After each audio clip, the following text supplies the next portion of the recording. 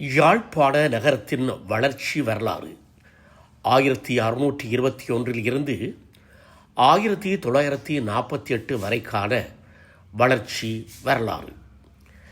இந்நூல் தமிழர்கள் தம் இருப்பிடம் பற்றிய பூரணத்துவத்தை பெற பெரிதளவு கை கொடுக்கும். இந்நூலின் உள்ளடக்கம் பல கேள்விகளுக்கு பதிலளிக்கும். மக்கள் தொகை, ஐரோப்பியர் வருகை, வாழும் மக்களின் வழிபாடு என அவர்கள் காலத்து பதிவுகள் ஏறத்தாழ 327 ஆண்டுகள் ஐரோப்பிய குடியேற்றவாத ஆட்சியின் கீழ் இருந்த பல எடுத்துக்காட்டுகளோடு முன்வைத்த நூலாசிரியரும் பதிப்புரையாளருமான இ. மயூரநாதன் யாழ் வைத்தீஸ்வராவின் பழைய மாணவருமாவார். மொரட்டுவை பல்கலைக்கழகத்தின் உருவாக்கச் சூழல் துறையில் இளநிலை பட்டமும் கட்டடக்கலையில் முதுநிலை பட்டமும் பெற்றவர். இலங்கை கட்டடக்கலைஞர் சங்கத்திலும் பிரித்தானிய கட்டடக்கலைஞர்களுக்கான அரச சங்கத்திலும் உறுப்பினரும் ஆவார். ஆண்டவர்கள் யாராயிருப்பினும் வரலாறு மக்களுடையதுதான். இக்காலகட்டத்தின் வரலாறு அது முக்கியமானது. வைத்தீஸ்வரா வித்தியாலயம் பிற்பாடு கல்லூரி என்ற பெயரை பெற்றுக்கொண்டாலும் அன்றைய காலத்தில் உருவாகிய காலங்கள் தொட்டு இன்று வரை ஒரு சில முதன்மை பதிப்பாளராக இருந்த பழைய மாணவர்களை நாம் மறக்கலாகாது.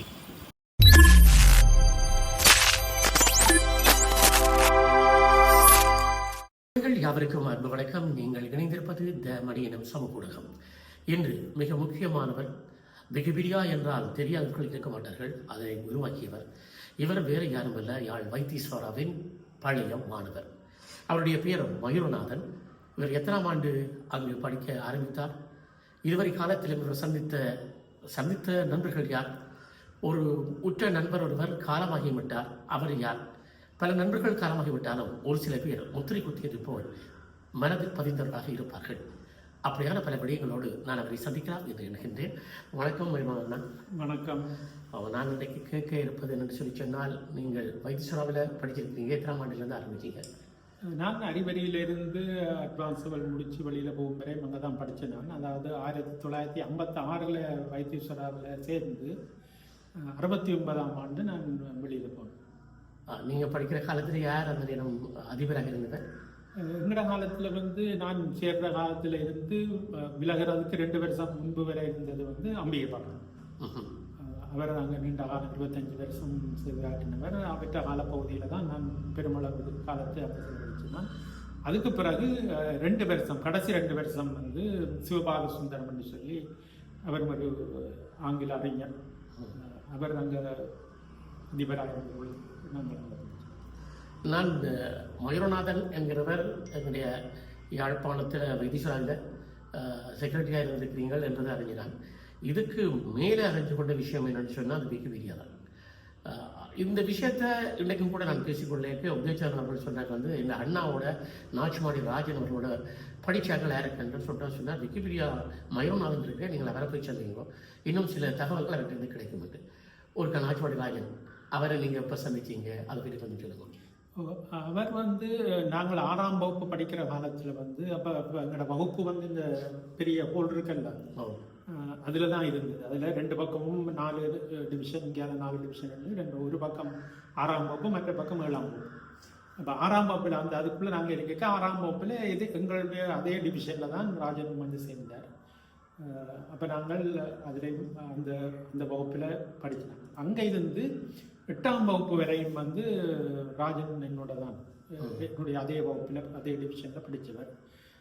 அதுக்கு பிறகு அவர் நான் சயின்ஸ் ஸ்ட்ரீமுக்கு போக அவர் ஆர்ட்ஸ் படித்தபடியால் அவர் அங்கேயே தொடர்ந்து படித்தாலும் அவர் என்னுடைய அதே வகுப்பில் படிக்க இல்லை. 3 வருடங்கள் நாங்கள் ஒரே வகுப்பில் படித்து ஒன்றாயிருந்தாங்க. சரி, அவர் இந்த கலையில் ஈடுபட்டது அந்த காலங்கள் உங்களுக்கு கொஞ்சம் ஞாபகத்தில் இருக்குதா? இல்லை அவர் வந்து நீண்ட காலமாகவே கலைகளில் ஈடுபட்டவர்ன்றது எனக்கு தெரியும். என்ன நாங்கள் 6ஆம் வகுப்பு இருக்கிற காலங்களிலே நாங்கள் வந்து பள்ளிக்கூடத்தில் அந்த பள்ளிக்கூடங்களுக்கு இடையிலான இசை போட்டிகள், பாட்டு போட்டிகளுக்கு போடுறாங்க. அதுக்கு எங்களை பழக்கி அனுப்பி நம்ம ஒரு 10 பேர் ஒரு குரூப்பில் இருப்போம், குரூப்பாக போடுறாங்க. இப்போ அதில் வந்து நானும் அந்த காலங்களில் பாட்டு அதுகளில் பாடுறபடியால் நான் அந்த குரூப்பில் இருப்பேன். அதில் ராஜனும் ஒரு ஆள். அப்போ இந்த ராஜனும் நானும் ஒரே குரூப்பில் பாட்டு போட்டிகளுக்கு போன ஞாபகங்கள், அந்த அனுபவங்கள். நீங்கள் நாச்சுமணி ராஜன் அவரை எல்லாம் வந்து ஒரு சங்கீத ஆசிரியர்கிட்ட படித்து கொண்டு இருந்தீங்களா? இல்லை இல்லை, பள்ளிக்கூட சங்கீத ஆசிரியர்கள்ட்ட தான். நாங்கள் வந்து அதை வெளியில் படித்தது இல்லை. பள்ளிக்கூடத்தில் எங்கள்கிட்ட சங்கீத ஆசிரியர் சொல்லித்தராது தான் நாங்கள் போய் அந்த நேரத்தில் உங்களுக்கு தெரியும் பிரபலமான பரமதில ராஜா அவர் வந்து அங்கே படிச்சு கொண்டவர். அவர் சங்கீத ஆசிரியர் அல்ல, அவர் வேறு பாடத்துக்கு தான் அவர் ஆசிரியர். ஆனால் அவர் சங்கீதத்தில் மிகவும் பிரபலமான ஒரு ஆள். கர்நாடகாவுடைய மகன் விக்கி அவரும் கூட அண்ணனுடைய நண்பர். நான் நினைக்கிறேன் வெற்றி சொல்ல இருந்தா அல்லது எப்படி? இல்லை, அவர் வேறு எங்கேயோ தான். விக்கி வந்து அங்கே படிக்க வீட்டை வந்து பழகிற அளவுக்கு இருந்தது. ஏன்னா அவர் வந்து அவர் எங்களுடைய ஆயல் தான். ஆனால் அவர் வைத்தீஸ்வராவில் படிக்கல. அவர் வந்து வேறு பள்ளிக்கூடங்களில் படித்தவர். ஆனால் இவர் வந்து வைத்தீஸ்வரில் படிப்பிச்சவர். இப்போ அந்த காலத்தில் எங்களுக்கு இந்த குரூப் நாங்கள் போட்டிகளுக்கு போகிற பொழுது எங்களுக்கு சொல்லித்தருவார். அந்த அந்த இதுகளுக்கு வர்றவர் தான். ஆனால் அவர் சங்கீதம் படிப்பிச்சவர் அல்ல. இப்போ நாச்சுமணி ராஜன் இவர் இந்த வில்லுப்பாட்டு செய்கிற காலம் வைத்தீஸ்வரில் இருந்தது. அப்படியா? வில்லுப்பாட்டு அங்கே ஆரம்பிச்சது இல்லை அங்கே நிகழ்ச்சி பார்த்துருக்கீங்களா? பார்த்துருக்கேன் நான் அங்கே. அதாவது வந்து அவருக்கு பல விதமான கலைகள் இருக்கிற ஆர்வம் எனக்கு தெரியும். நாங்கள் படிக்கிற காலத்திலே இருந்திருக்கு. நான் இப்போ இந்த சங்கீத போட்டியை சொன்னேன் என்றால் அவருக்கு இந்த சங்கீதத்தில் இருக்கிற ஆர்வத்துக்கு அவனே சொன்னான். அதை தவிர இப்போ ஏதாவது விழாக்கள் அதுகள் நடக்கிற பொழுது அவர் வந்து தன்னுடைய கலைத்திறமைகளை பயன்படுத்தி இப்போ வில்லுப்பாட்டு அப்படியான விஷயங்களில் ஈடுபட்டிருக்கிறார். அது தெரியும். ஏன்னா எனக்கு நினைவு இருக்கிறது என்னன்னா, எங்களோட வீட்டில் முன்னுக்கு அந்த வாசலில் வில்லுப்பாட்டு படம் இருக்குது. அந்த படத்தில் பார்த்தோம்னு சொல்லி சொன்னால் பாலசிங்கம் அண்ணா கடை வச்சிருந்தவர். அவருடைய மகன் பாலாணி எல்லாம் இருக்கிறார் அந்த படத்தில். அதே போல் மண்டலேஸ்வரன் இசைக்குழு நடத்தினா மண்டலேஸ்வரன் இருக்கிறார். மண்டலேஸ்வரனுக்கும் அண்ணாவுக்குமான தொடர்புகள் எப்படி வைத்து சொல்ல இருந்திருக்கு? மண்டலேஸ்வரன் வந்து நானும் ராஜனும் படிக்கிற காலங்களில் வந்து அவர் எங்கட பள்ளிக்கூடத்தில் படிக்கல. அவர் வந்து சமுந்தா ஹிந்தி காலேஜில் படித்து கொண்டிருந்தவர். பிறகு அவர் ஓஎல் முடிச்சுட்டு அட்வான்ஸுவலுக்கு வைத்தீஸ்வராவுக்கு வந்த பொழுது அவர் வந்து என்னுடைய கிளாஸில் இருந்தவர். ஆனால் அவர் இந்த சயின்ஸ் இதில் வகுப்பில் இருந்தபடியால் அவரோட படித்தது இல்லை. ஆனால் அவருக்குரிய மண்டலேஸ்வரன் உங்களுக்கு தெரியும். அவர் மண்டலேஸ்வரன் இசைக்குழு என்ற ஒரு இசைக்குழு வச்சிருந்தவர். நல்ல அக்கோடியன் எல்லாம் வாசிப்பார். அப்போ அந்த தொடர்புகளில் தான் அவர் ராஜனோட தொடர்பு வச்சிருப்பாருன்னு நான் நினைக்கிறேன். அந்த நேரத்தில் ஒரே நேரத்தில் ராஜனும் மண்டலேஸ்வரனும் வைத்தீஸ்வராவில் படித்தது சரி. அதே போல வைத்தீஸ்வரனுடைய அந்த அறிக்கை இருக்கின்ற அந்த வீட்டில் வந்து சீலன் அண்ணா அவரும் இவரோட சேர்ந்து படிச்சவரா இல்லது அவரும் வந்து ஹார்மோனியம் வாசிக்கிறது நான் பார்த்துருக்கேன். சீலன் வந்து எங்களுக்கு நான் நினைக்கிறேன் ஒரு வகுப்பு ஹிந்தி படித்தவர். ஆனால் அவர் பக்கத்திலே இருந்தவர். எங்களோட காலத்தில் வைத்தீஸ்வராவில் படித்தவர். இன்னைக்கு நாங்கள் பேசிக்கொண்டிருக்கிற இவியல் எல்லாம் காலேஜ் என்றவர்கள் என்ற பதிவுக்குள்ள வரையணும். பெரும் வேதனையான விஷயம்தான். சரி, அண்ணா இவர் நாச்சுமணி ராஜன் அவருக்கு வந்து நடிப்பு ஆற்றல் எப்படி இருந்திருக்கு, அதெல்லாம் பார்த்துருக்கீங்களா? ஆமாம், நடிப்பு அவருடைய முகபாவங்கள் எல்லாம் நல்ல திறமாக செய்வார். அவருடைய நடிப்பாற்றல் நான் நிறையவே பார்த்துருக்கிறேன். எனக்கு சரியா அவர் என்னென்ன நாடகங்களில் நடிச்சார் கொண்டாருன்னு எனக்கு சொல்றதுக்கு அவ்வளவு ஞாபகத்தில் இல்லை. ஆனால் எனக்கு ஒரு விஷயம் மட்டும் ஞாபகம் இருக்குதுன்னு சொன்னால், நாங்கள் எல்லாம் அட்வான்ஸில் படிச்சிருந்த காலத்தில் அவர் எந்த வகுப்பில் இருக்கே இல்லை. அவர் பரவலாக எங்களுக்கு ஆர்ட்ஸ் படித்து கொண்டு வந்தவர். அப்போ அந்த அட்வான்ஸபிள் யூனியன் என்று சொல்லி ஒரு யூனியன், அதனுடைய ஆண்டு விழாவுக்கு நாங்கள் சில ப்ரோக்ராம்களை நாங்கள் திட்டமிட்டு கொண்டு வந்தோம். இப்போ அந்த நேரத்தில் வந்து எங்களுடைய ஆசிரியர் சொன்னார், நீங்கள் வந்து மைம் என்று சொல்றது ஆங்கிலத்தில் வாய் பேசாமல் ஒரு டைம் நடிக்கிற ஒரு சின்ன காட்சியை நடிச்சு காட்டுறது. இப்போ அதுக்கு அவர் எங்களுடைய வகுப்பில் இருந்தாங்கள, சயின்ஸ் வகுப்பில் இருந்தாங்கள 4 குரூப்பாக பிரித்து ஒவ்வொரு குரூப்புக்கும் ஒவ்வொரு இந்த மைம்களை தந்தார். இப்படி இதை நீங்கள் ப்ராக்டிஸ் பண்ணி அதில் நடிங்க. இப்போ சரியாட்டு நாங்கள் போய் அந்த குறிப்பிட்ட நாளில் நாங்கள் மேடையில் நடிச்சுட்டு இருக்கிற பொழுது நாங்கள் மிகவும் கஷ்டப்பட்டதுக்கு ப்ராக்டிஸ் பண்ணாங்கள். அது வேற பிரச்சனை. அப்ப இருந்த பொழுது பிறகு இவரும் அட்வான்ஸ்கள் தானே இவரும். அப்ப இவர் வந்து தானும் இந்த நாடகம் நடிக்க இந்த மைமொண்ட பிரசன்ட் பண்றதுக்கு வந்தார். 2 பேரோட வந்தார். அப்ப ஒரு 2 பேர் கைத்த தாங்கி பிடிக்க இவர் அதுல நடக்க போறவர் மாதிரி அந்த ஒரு பாவனை செய்து கொண்டு கொஞ்சம் பதி அங்கால பக்கம் பதி இங்கால பக்கம் பதி என்று வந்து கடைசியாவது நிலத்துல வந்த பிறகு அதுல நடந்து போவார். அது வந்து மிகவும் வரவேற்பு பெற்றது அந்த அந்த அந்த குறிப்பிட்ட அந்த சந்தர்ப்பத்தில் எல்லாரும் கைதட்டி மிகவும் இதாக. ஏன்னா நாங்கள் வந்து ஒரு என்னன்னு சொல்றது இந்த ஃபார்மலான ஒரு விஷயம் சொல்ற ஒரு முசுப்பாத்தியான விஷயம் இல்லை. நாங்க செய்தது சீரியஸான மைண்ட். அது பெருசா எடுபட இல்லை. அந்த மாதிரியான அந்த காலத்திலே ஒரு நவீனத்துவமான சிந்தனை. அது மட்டும் இல்ல, அவருடைய அந்த முகபாவங்கள் தெரிந்தானே. இப்ப அது வந்து அந்த பக்கம் உயர்ந்திருக்கு, அதுக்கு பதி, இந்த பக்கம் உயர்ந்து பதி என்று சொல்லி கொண்டிருக்கல அந்த முகபாவங்கள் வந்து பார்க்கவே ஒரு இன்ட்ரெஸ்டிங்கா இருக்கும் அது. சோ அப்ப அந்த மாதிரி ஒரு சந்தர்ப்பத்தில் கடைசியா அவருக்கு தான் இந்த முதல் பரிசு கிடைச்சது. சோ அப்ப இந்த மாதிரியான விஷயங்கள் நான் நிறைய அவதானிச்சிருக்கேன் அவர்கிட்ட. இது நான் சொன்னது ஒரு குறிப்பிட்ட சந்தர்ப்பம் தான். மற்றதில் எனக்கு முழுசா ஞாபகம் இல்லை. ஆனா இது வந்து அப்படியே என்னுடைய மனதிலே இருக்கு. அவ்வளவு நல்ல வடிவாக நடந்தது என்றபடியா. இதே போல இந்த புராண நாடகங்களுக்கு எனக்கு நினைவு சரியாக இருக்குமாக இருந்தால் சென்ட்ரல் குளிச்சில நான் பார்க்க வந்து அதுக்கு வந்து ஒரு இயக்குநரை தேடும் பொழுது எங்கள் அண்ணன் வந்து அதில் தெரிவிச்சிருந்தேன். அப்போ பிரகலாதன், பக்த பிரகலாதன் என்கின்ற ஒரு நாடகத்தையும் படைக்கின்றார்.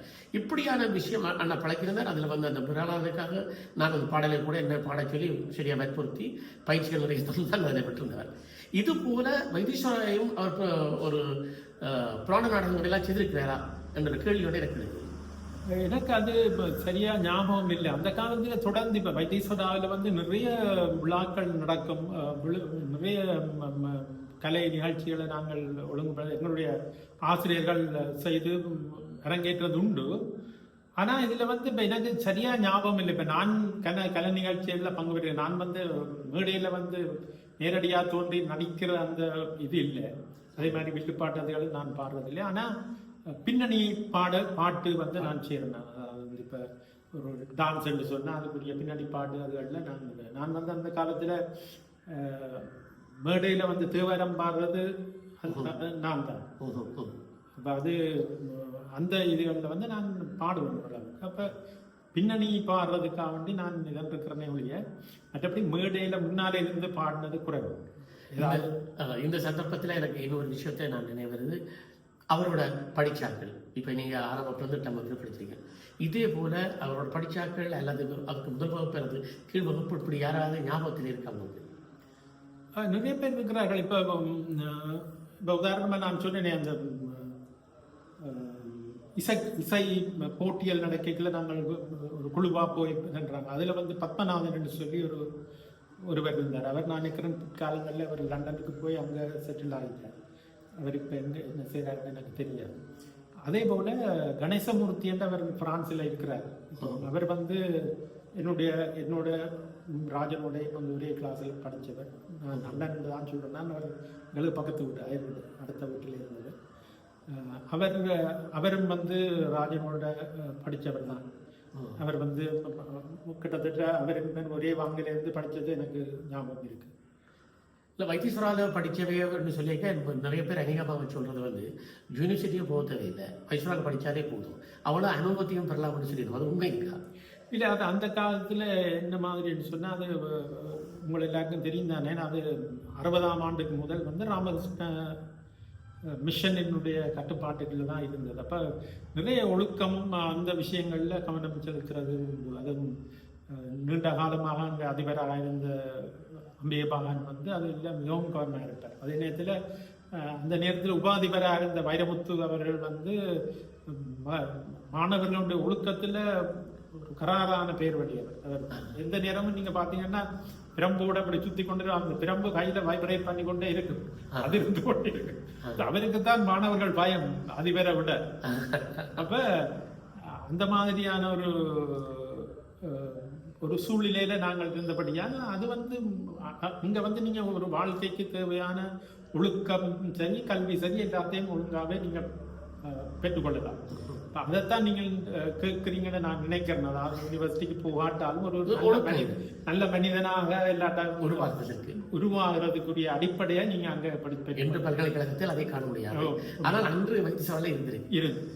சாரணியத்தில் அண்ணன் இருந்ததாக இப்ப நீங்கள் 2 ஆண்டுகள் படித்தாலும் கூட வைத்தியசாலையில் குறிப்பாக எல்லாரும் இருக்கணும். சாரணியத்தில் அவர் இருந்ததை நாங்கள் பார்த்துருக்கோம். பிறகு சாரணியத்தில் வந்து அதை பற்றி கற்பிக்கிறதுக்கு கூட இருந்திருக்காரு. அப்படியெல்லாம் உங்களுக்கு தெரியுமா? அவர் சாரணியத்தில் இருந்தது எனக்கு தெரியும். என்னன்னு சொன்னால் அவர் நான் சாரணியத்தில் ஈடுபட்டு இல்லாட்டாலும் எங்களோட வகுப்பில் சாரணியத்தில் இருந்தவர்களை பற்றி எனக்கு தெரியும் தானே. அப்போ அதில் வந்து இவர் சாரணியத்தில் இருந்தது எனக்கு வடிவாகவே தெரியும். அவர் இன்னும் எனக்கு அந்த ஞாபகம் இருக்கு. அவர் அந்த யூனிஃபார்ம் போட்டு கொண்டிருக்கிற அந்த மாதிரியான அந்த காட்சி என்ன மனதில் இருக்கு. ஆனால் எனக்கு அந்த நான் அதுக்குள்ள ஈடுபட்டு இருக்காதபடியா அவருடைய அந்த முழுமையான ஈடுபாட்டை நான் உங்களுக்கு சொல்ல எனக்கு இயலாது. ஆனால் அவர் சாரணியத்தில் ஈடுபட்டு மிகவும் ஒரு ஈடுபாட்டோட அதில் இருந்தது வந்து எனக்கு நல்லா தெரியும். இப்போ நீங்கள் யாழ்ப்பாண நகரத்தின் வளர்ச்சி வரலாறு என்ற நூலை நீங்கள் வெளியிட்டிருக்கிறீங்க. அதே போல வைத்தீஸ்வரா பற்றிய ஒரு பெரிய ஒரு பார்வை, நீண்ட துறை பார்வை ஒன்று ஒரு நூல் வர இருக்கின்றது என்ற செய்தியும் இருக்கின்றது. இதை எப்படி நீங்கள் தேடிக்கொண்டீங்க? இல்லை, இது வந்து இப்போ எனக்கு வந்து இதுகளில் ஆர்வம் கூட. அதாவது வந்து எங்களுடைய வரலாறு மற்றது இப்போ இன்னும் ஒரு வகையில் நீங்கள் பார்த்தீங்கன்னு சொன்னால் இப்போ இந்த காலத்தில் இப்போ உதாரணமாக நான் பள்ளிக்கூடத்தில் இருக்கிற அந்த பெரிய வரலாறுகளுக்கு போக வேண்டாம். எங்களுடைய பள்ளிக்கூடத்தை எடுத்து பார்த்தீங்கன்னா நாங்கள் படிக்கிற காலத்தில் நிறைய படங்கள் இருக்கும். ஒரு பக்கத்தில் நீங்கள் பார்த்தீங்கன்னா சுவாமி சர்வானந்தா, மற்றது கலைப்புலவர் நவரட்னம், அப்படியான படங்கள் அவைகள் வந்து இந்த பள்ளிக்கூடத்தினுடைய வளர்ச்சியில் ஒவ்வொரு காலகட்டங்களில் நிறைய பங்களிப்பு செய்திருக்கிறார்கள். இப்போ நீங்கள் போய் பார்த்தீங்கன்னு சொன்னால் அந்த படங்கள் ஒன்றும் கிடையாது. என்ன அந்த இடையில வந்த பிரச்சனைகளால் பல அழிவுகள் நடந்து இப்போ அந்த படங்கள் ஒன்றும் இல்லை, ஒருதருக்கும் தெரியாது. இப்போ எங்களுடைய கல்லூரி கீதத்தில் இருக்கு சர்வானந்தான்ற பேர் இருக்கு. அன்னைக்கு ஒரு நாள் பிரின்சிபல் கேட்டால் அந்த சர்வானந்தாண்டவர் யாரு? ஸோ அதுபடியா இந்த மாதிரி அதாவது இப்போ இருக்கிற ஆசிரியர்களுக்கும் சரி மாணவர்களுக்கும் சரி வைத்தீஸ்வரான்ற ஒரு குறிப்பிட்ட காலகட்டத்தை பற்றின அறிவு இல்லை. அதை அறிந்தவர்களும் இல்லை, அதை சொல்லுறதுக்கும் வழி இல்லை. அதோட எங்களோட பள்ளிக்கூடங்களில் இருந்த பழைய மேகசீன்கள் அதுகள் கூட எல்லாம் அழிஞ்சு போயிட்டுது எல்லாம் இடையில வந்த பிரச்சனைகள். அப்போ ஒரு சரியான எங்களோட வைத்தீஸ்வரான்ற வரலாறு அதே போலதான் நாட்டினுடைய வரலாறும் அந்த மாதிரி தான். நாங்கள் சின்ன இதுலேருந்து தொடங்கினா வைத்தீஸ்வரான்ற வரலாறு எடுத்தால் அது வந்து இப்போ படிக்கிற எல்லா பிள்ளைகளுக்கும் தெரிய வேணும்.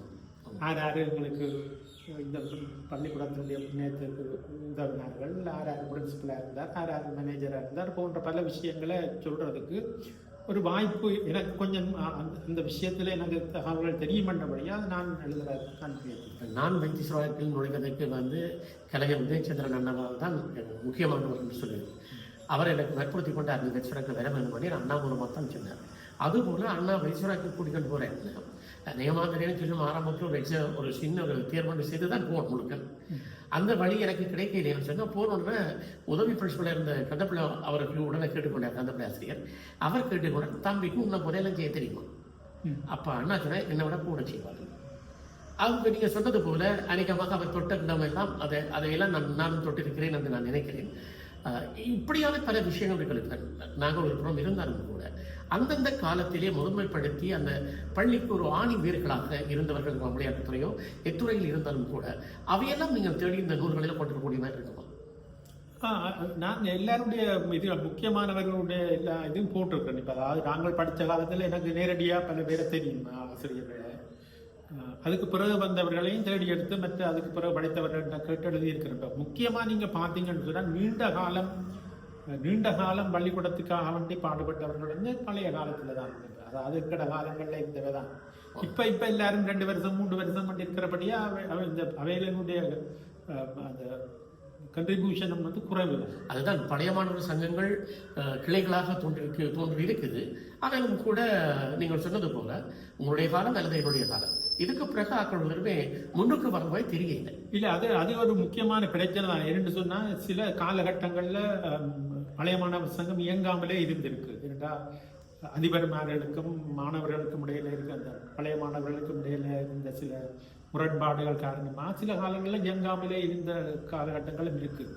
இப்போ அப்படியான காலகட்டங்களில் படித்தாங்கள் வந்து இன்ட்ரெஸ்ட் இல்லாமல் போயிட்டு ஆனா இப்ப என்ன நான் நினைக்கிறேன், முக்கியமான இதுல பிரச்சனை என்ன சொன்னா, எங்க பாடசாலையில படித்தவர்கள் நாட்டில இருக்கிறது குறைவு. அதாவது வெளிநாட்டில இருக்கிற சங்கங்கள் இயங்குற அளவு வேகமா இங்க இயங்க இயலாம இருக்கின்ற ஆட்கள் இல்லை. ஆனால் இருக்கிறவையும் நாங்கள் இன்னும் கஷ்டப்பட்டு சேர்க்கையில் என்றுதான் நான் சொல்லுவேன். செய்ய வேண்டும் அந்த நடவடிக்கைகள் எடுக்கும். ஜெர்மனியில வந்து என்னுடைய அண்ணா வந்து ஆஸ்திரேலியா வந்து 4 நாள் வைத்தியராஜ பழைய மாணவன் அவர் ஒரு தடவை அதை சந்திச்சுட்டு அங்கேயும் ஜெர்மனியிலையும் கிளையை தோன்ற வேண்டும் கூட கேட்டிருக்காரு. அப்போ அண்ணா சொன்னவராம வந்து எனக்கு வயசு போயிட்டு பழைய மாதிரி இல்லை, அடுத்து கொஞ்சம் மனநிலையும் முறைய நோந்து இருந்தார். அப்போ இந்த நிலைக்குள்ள நான் எப்படி முடியும், ஆனால் என்னால் முடிஞ்ச அளவு செய்வேன் என்று சொல்லியிருந்தாராம். அதை கூட இதை நான் பதிவு செய்கிறேன் என்று சொல்லி சொன்னால், இதில் ஜெர்மனியில் இருக்கிற மக்களும் கூட அங்கே எங்களுடைய பள்ளியில் படித்த மாணவர்கள் நிச்சயமாக இங்கே கவனம் எடுக்கணும், அங்கு ஒரு கிளைகள் தோன்ற வேண்டும். இதையெல்லாம் ஒரு முக்கியத்துவம் எங்களோட பள்ளிக்கூடத்துக்கு இல்லையா? ஏனென்றால் இப்போ பார்த்தோம்னு சொல்லி சொன்னால் இன்றைக்கு பள்ளிக்கூடம் போய் பார்த்தால் இன்னும் நிறைய வேலை இருக்கு. எல்லாம் அரசாங்கம் செய்த மட்டும் இருக்கா? நிறைய வேலைகள். அப்போ இதையெல்லாம் செய்ய வேண்டியது அங்கு படித்த பழைய மாணவருடைய பெரிய கடமை. மற்றது இன்னும் நாங்கள் ஞாபகத்தில் வச்சுக்கொள்ளணும். இப்போ நாங்கள் படித்த காலங்களில் உங்களுக்கு நான் நினைக்கிறேன், நாங்கள் படித்த காலம் சரி நீங்கள் படித்த காலம் வரையும் வந்து நிறைய மாணவர்கள் வைத்தியசாலை படித்தார்கள். கிட்டத்தட்ட 1500 பேர் படித்த ஒரு பாடசாலை. அப்போ இப்போ எங்கட காலம்தான், இப்போ நாங்கள் இப்போ எங்கட வயதில் இருக்கிற ஆட்கள் தான் வந்து இப்போ வைத்தியசாலை பழைய மாணவர்களாக கூட இருக்கிறார். பிறகு இந்த பிரச்சனைகளால் வந்து மாணவர்கள் தொகை வந்து குறைஞ்சிட்டு வந்தபடியால மாணவர்களும் குறைவுதான், வெளியில போன மாணவர்களும் குறைவு. அப்ப இப்ப எங்கட காலகட்டம் மிக முக்கியமான காலகட்டம். ஏன்னா நிறைய பேர் வெளிநாடுகள்ல நல்லா இருக்கிறார்கள், நல்ல பல இதுகளில் ஈடுபாடு கொண்டு இருக்கிறார்கள். அப்ப இந்த காலகட்டத்தை நாங்கள் சரியா பயன்படுத்தி கொண்டா நாங்கள் வைத்தியசாலை நல்ல இன்னும் கொஞ்சம் காலம் போச்சென்றால் போதிய அளவு மாணவர்கள் இருக்காது. இதுவும் இல்லை என்றுதான் நல்ல விஷயம். நான் என்னுடைய அண்ணன் நாச்சோடைய ராஜன் வில்சை குழுவின் தொடர்ச்சியாக புலம்பெயர்ந்த மண்ணிலையும் தான் தனது வில்சை குழுவை நடத்தி வந்தது மட்டுமல்ல, அங்கும் கூட பல பிள்ளைகளை உருவாக்கிய பெருமையும் கூட அவருக்கு இருக்குது. அவருடைய கவலைகள்லாம் வந்து தொடர்ச்சி இல்லையே என்ற ஏக்கங்கள் அவரிடம் இருந்திருக்கிறது. அது பள்ளியாக இருந்தாலும் சரி, கலையாக இருந்தாலும் சரி, அந்த ஏக்கம் இருந்தது. அடுத்தது எப்போதும் அவர் சொல்லிக் கொள்வார், நான் படிக்கிறது குழந்தை பள்ளிக்கூடம், அங்கிருந்து கலைஞானேன், பின்பு வைத்தீஸ்வரா என்னை தூக்கி பெரும் கலைஞராக தூக்கிவிட்டது சொல்ல இதைத்தான் நானும் சொல்வது உண்டு. உண்மையிலே யாவற்றையும் பதிவு செய்ய வேண்டும். அந்த பதிவை தொடர்ச்சியாக நீங்கள் வைத்தீஸ்வராவுக்கான ஒரு வரலாறை பதிவு செய்கின்றீர்கள். இந்த வகையில் இது போன்ற கலைஞர்கள் முதன்மையானவர்கள் யாவற்றையும் தேடி இவற்றில் கொண்டு வர வேண்டும் என்ற என்னுடைய ஆசையும் உங்களோட நான் பகிர்ந்து கொள்வதற்கு விருப்பப்படுகிறேன். நன்றி கேட்டேன். இதுல இன்னும் ஒரு சின்ன ஒரு விஷயத்தை நான் உங்களுக்கு சொல்ல வேண்டும் விரும்புகிறேன். அதாவது வந்து இது ராஜனோடு நான் படித்த காலத்தில் அவர் செய்த ஒரு குறும்புத்தனத்தை பற்றின ஒரு விஷயம் என்னன்னு சொன்னா, நாங்கள் அப்ப 7ஆம் வகுப்பு படித்து கொண்டிருந்த காலம் எங்களுடைய அந்த வைத்தீஸ்வரனுடைய அந்த மண்டபத்தின் ஒரு பகுதியில தான் நாங்கள் எங்களுடைய வகுப்பு இருந்தது. அப்ப எங்களுக்கு வந்து தமிழ் படிப்பித்துக் கொண்டிருந்தவர் வித்வான் கனகசபை என்று சொல்லி ஒரு ஆசிரியர், மிகவும் சிறந்த ஆசிரியர். அவர் ஒரு கடுமையான ஆசிரியர் தான், ஆனால் மிகவும் நகைச்சுவையாக படிப்பிப்பதில் மிகவும் திறமை வாய்ந்தவர். அப்ப அவர் எங்களுக்கு படிப்பிக்கும் பொழுது சொன்னார், அப்போ உங்களுக்கு தெரியும் நாங்கள் 7ஆம் வகுப்புன்னா எல்லாம் சின்ன சின்ன ஆட்கள் தான். அப்ப சொன்னார், ஆசிரியர்களை நீங்கள் தெய்வமாக மதிக்க வேண்டும் சொல்லி, அது ஒரு வளமையா எல்லா ஆசிரியர்களும் சொல்ற ஒரு விஷயம் தான், மாதா பிதா குரு தெய்வம் மாதிரி. அப்ப அதை எல்லாரும் கேட்டுக்கொண்டு இருந்தோம். பிறகு அடுத்த நாள் ஆசிரியர் வரும்பொழுது நாங்கள் வழக்கமாக வணக்கம் சார் சொல்ற வழக்கம் இருக்குத்தானே. இப்ப அதற்கு பதிலாக இந்த ராஜன் இருந்த பின்வாங்கில் இருந்த சில பேர் ராஜனோடு சேர்த்துத்தான் எழுப்பி அரோகரான்னு சொல்லி தலையில கையை குவித்துக் கொண்டு சொன்னார். அதாவது ஆசிரியர் வரும்பொழுது வணக்கம் சொல்லாமல் இந்த அரோகரான்னு. அப்ப கேட்டா என்னடா என்னத்துக்கு இப்படி கேட்கிறீர்கள்? அப்ப சொன்னேன், நீங்க தானே சார் சொன்னீங்க ஆசிரியர்கள் தெய்வத்துக்கு சமன்ட்டா நாங்கள் அரோகரா சொல்றோம். அப்ப எல்லாரையும் பிடிச்சு பரசியா விட்டது பின்னுக்கு வெளியில. அதுல ராஜனும் ஒருத்தர் தான். நகைச்சுவையோட நல்ல பல கருத்துக்களை வில்லிசையில சொல்றது போல அந்த இடத்துல செய்ய அந்த காலத்துல 7ஆம் வகுப்பிலே இந்த மாதிரியான ஒரு பார்வை அவருக்கு இருந்திருக்கு. ஸோ அது பிற்காலத்தில் அவருடைய நாடகங்களாக இருந்தாலும் சரி வில்லிசையாக இருந்தாலும் சரி எல்லாத்திலையும் பிரதிபலித்திருக்கும் என்று நான் நினைக்கிறேன். என்றால் பிற்காலத்தில் நான் வந்து யாழ்ப்பாணத்தில் இருக்காதபடியா எனக்கு பல அவருடைய வளர்ச்சியை காண்றதுக்கு எனக்கு சரியா சந்தர்ப்பம் கிடைக்கல. நான் நினைக்கிறேன் அவர் பிற்காலத்தில் அவர் எப்படி இருந்தாரோ அதுக்குரிய அடிப்படையான இதுகள் எல்லாம் நாங்கள் படித்த 6ஆம் வகுப்புலேருந்து 8ஆம் வகுப்பு வரை படித்த காலத்திலேயே அவருக்கு இருந்திருக்கு என்பது எனக்கு தெளிவாக விளங்குகிறது. அவர் காலமாயிட்டார் என்ற செய்தி எப்படி நீங்க அறிந்து பண்ணீங்க? நான் இந்த வைத்தீஸ்வரா பழைய மாணவர்கள் அந்த வாட்ஸ்அப் குரூப்புக்குள்ளார தான் நான் பார்த்தேன். அவர் பிரான்ஸில் இருக்கிறாருன்னு எனக்கு வடிவாக தெரியும். இரண்டால் நிறைய பேர் சொல்ல நான் கேட்டிருக்கிறேன். என்னென்னு சொன்னால் என்னோட படித்தவர்கள் என்று கொஞ்சம் பேர் தான் எனக்கு இப்போவும் தொடர்பாக இருக்கக்கூடியதாக இருக்குன்னு தெரியுது. அதில் ராஜனும் ஒருத்தர் தான் அவர் பிரான்ஸில் இருக்கிறாருன்னு நீண்ட காலமாகவே எனக்கு தெரியும். ஆனால் பிறகு இதன் மூலம் நல்ல விஷயம் உங்களோட பேசியதில் நிறைய விஷயங்களை இந்த சமயத்தில் பதிவு செய்யப்படியா இருந்தது. நன்றி மயூரநாதன் அவர்கள். நன்றி.